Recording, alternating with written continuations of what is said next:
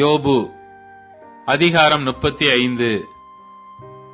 பின்னும் எலிகு மாறுத்தரமாக, என் நீதி தேவனுடைய நீதியை பார்க்கிலும் பெரியதென்று நீ சொன்னது நியாயம் என்று எண்ணுகிறீரோ?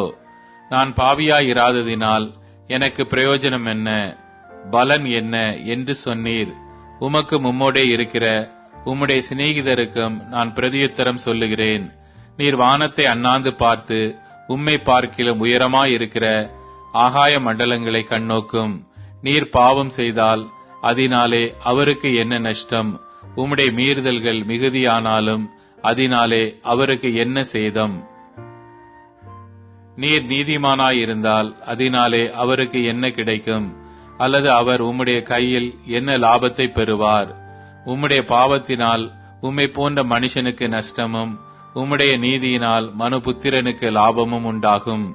அநேகரால் பலவந்தமாய் ஒடுக்கப்பட்டவர்கள் முறையிட்டு வல்லவர்களுடைய புயத்தின் நிமித்தம் அலறுகிறார்கள்.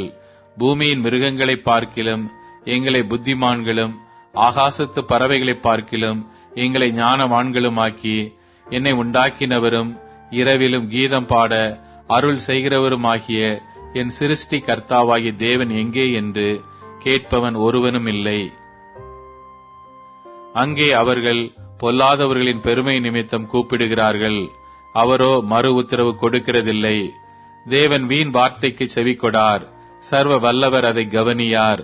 அவருடைய தரிசனம் உமக்கு கிடைக்கிறதில்லை என்று நீர் சொல்லுகிறீரே, ஆனாலும் நியாய தீர்ப்பு அவரிடத்தில் இருக்கிறது. ஆகையால் அவருக்கு காத்து கொண்டிரும். இப்போது அவருடைய கோபமானது நியாயத்தை முற்றிலும் விசாரியாது.